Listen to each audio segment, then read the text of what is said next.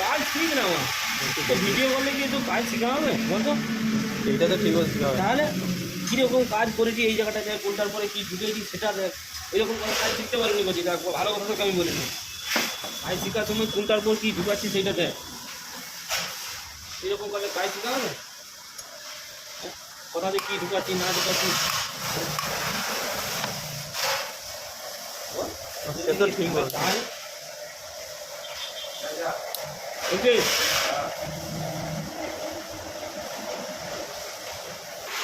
কী করে হবে তুই বল, ওদের থেকে রাগ বলবে না কি কি জানি।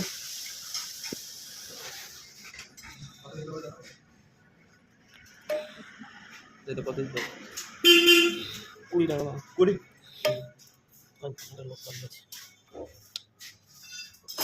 এটা চাপিয়ে লোকটা